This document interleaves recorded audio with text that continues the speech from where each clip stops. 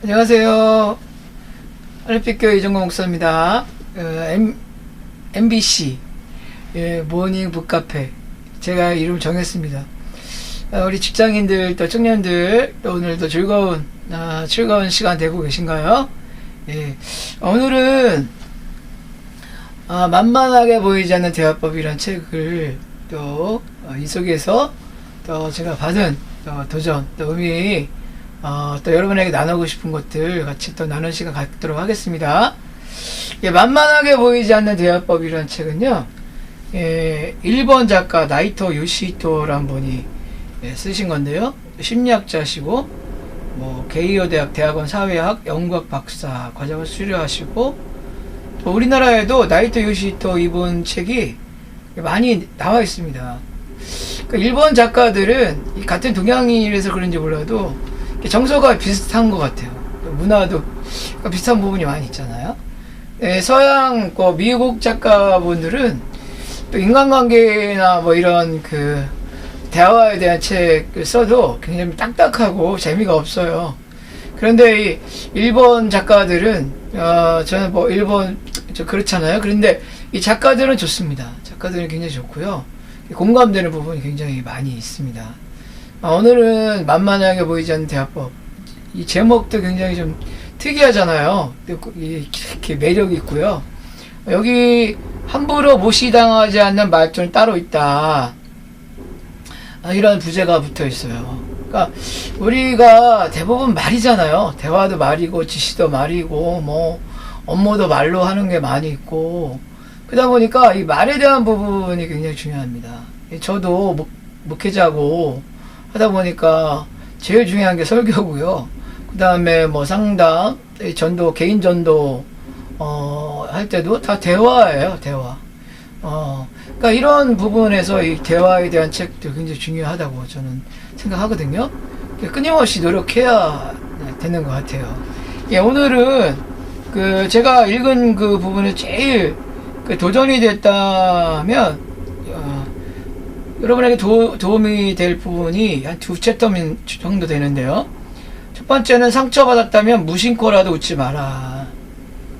타인에게 나쁜 말을 듣거나 놀림받거나 조롱을 당한다면 그것은 당신을 만만하게 보고 있다는 증거임이 틀림없다.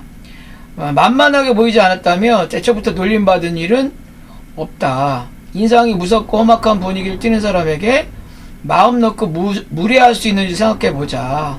이 사람을 함부로 놀렸다가 엄청난 반격을 받을지 모른다는 두려움이 들지 않겠는가. 그러면서 이 책에는 타인에게 얕보여서는 안 된다. 이를 위한 방법은 싫은 말을 들었을 때 지체 없이 꼭 되돌려주는 것이다. 그렇게 하면 상대방에게 이 사람은 만만치 않구나 라는 인상을 줄 수 있고 두 번 다시 싫은 말을 듣지 않게 된다. 반격하라니까 목사가 반격하니까 좀 이상한데요. 이거 업무적인 부분을 말합니다. 대화적인 부분을 말하는 거죠. 인격적인 부분을 말하는 게 아닙니다. 우리가 그렇잖아요. 내가 상대방이 나를 업무적인 부분에서 질책할 수는 있지만 상사가 인격적인 부분에서 어떻게 보면 날 얕잡아 보는 것 같은 느낌이 들면 굉장히 기분이 안 좋잖아요. 그런데 거기서 내가 대응을 못하면 그게 하루 종일 남아있는 거예요. 잔상이. 그죠? 그 다음날까지도 남아있고 그렇게 해결이 안 되면 상대방과 굉장히 껄끄러운 관계가 되고요. 무심층에도 공격적인 말이 나갈 수 있습니다. 여기 재밌는 예화 중에 영국인이 반장난으로 중국인의 변발을 붙잡고 어이 돼지꼬랑지 라고 부르자 중국인은 영국인의 넥타이를 꽉 쥐어잡은 채 이거 개목줄을 달았네 라고 반격을 했다고 합니다. 이와 같이 당하면 그대로 되돌려주는 것을 자신의 신조로 여기고 행동하는 것이 비결입니다.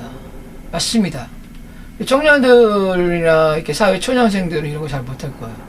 그러나 이런 걸 자꾸 훈련해야 된다고 저는 생각합니다.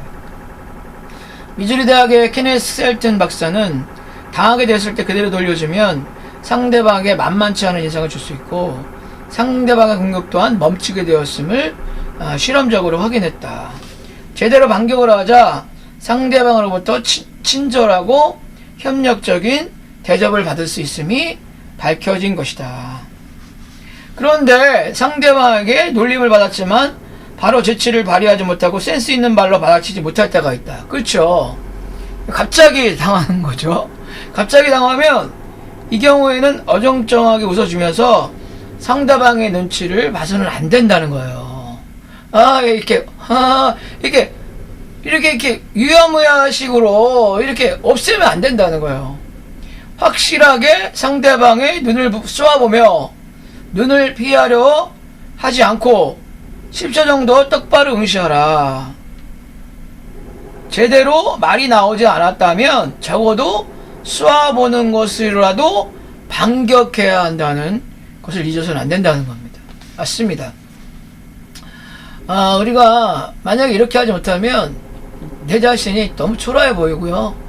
예, 정말 내 자신이 정말 얕잡아 볼 만한 사람이구나 라고 인정이 되면서 굉장히 좀 이렇게 기분이 안 좋아요. 예, 대화도 마찬가지예요. 이러한 부분들을 잘 이용해야 됩니다.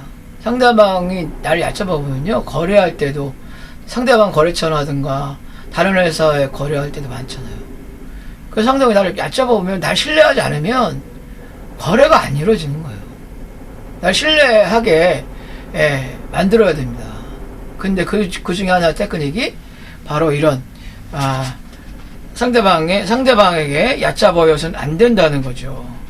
하나만 더 하도록 하겠습니다. 예, 여기 재밌고 유익한 그 내용이 굉장히 많이 있습니다. 두 번째는 불리한 지시도 기꺼이 따르게 하는 대화 테크닉입니다. 여기 이 책의 38페이지에 있는데요. 저도 저희 후배들도 많고 저희 지방 안에서도 어떤 역할을 맡고 있거든요. 여러분도 그 직장 안에서 어느 직위가 있을 겁니다. 뭐 요즘 팀장도 있고 과장, 부장. 옛날에 저희 때는 과장, 부장, 대리, 이렇게 차장, 부장 이렇게 올라갔는데요. 요즘에 뭐 명칭은 달라도 뭐 같은 거죠. 예. 그랬을 때 내가 그 직위가 높아서 내 부하나 팀원들에게 어떤 거 지시할 때 어떤 테크닉이 있어야 되는 거죠. 그래서 여기 불리한 지시도 기꺼이 따르게 하는 대화 테크닉이 있습니다.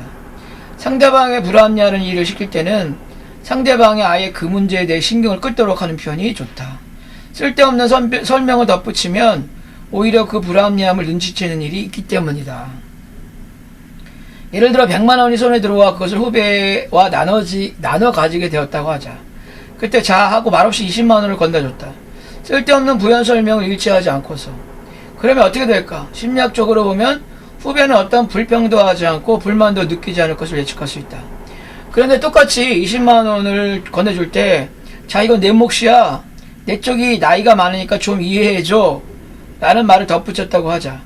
그러면 이번에 후배는 불공평하고 불합리하다고 느낄 것이다. 정말 그렇게 될까? 하고 여러분도 그렇게 생각할지 모른다. 이 작가가 그렇게 말하죠. 그런데 실제로 그렇게 된다고 합니다. 그러면서 캐나다 브리티시 콜럼비아 대학의 데니얼 스칼리키 교수는 2명씩 짝을 이룬 10팀에게 각기 10장씩의 복권을 나눠주고 둘이서 나눠 가지라고 했다. 이때 스칼리키 교수는 복권을 나눠준 사람에게는 상대에게 단지 2장만 주라고 지시했다. 그러면서 스칼리키 교수는 주권을 붙였다. 5팀은 그냥 말없이 2장 건네주고 나머지 5팀은 내가 왜 이렇게 나눠주냐 하면 라는 부연 설명을 붙이도록 했다. 그 결과 건네주는 사람이 부연 설명을 할 때 받는 사람은 굉장히 불공평하게 느껴졌다는 사실이 밝혀졌다는 거예요. 그래서 스칼리키 교수에 의하면 불합리한 것은 불합리한 채로 내버리는 것이 상대방도 그것을 알아차리지 못한다는 거예요. 그래서 불합리한 일을 당해도 문제점에 대해 크게 신경을 쓰지 않고 받아들이게 된다는 거예요. 따라서 우리가 뭐 구구절절, 구구장장 뭐 그거에 대해서 부연 설명 안 붙일 때가 더 지혜롭다는 거 아니겠습니까? 어떤 부분에 대해서 지시를 할 때 이런 부분에 대해서 명확하게 지시사항만 전해주고 또 업무를 하게 하면 또 친구들에게도 마찬가지겠죠. 이렇게 하면 상대 부하들도 불합리한 지시도 불합리한 건 아니죠. 불리한 지시도 기꺼이 따르게 된다는 것이죠. 오늘도 이렇게 대화에 대한 부분을 한번 배웠는데요. 다 뭐든지 다 100% 적용되긴 힘들 수도 있겠죠.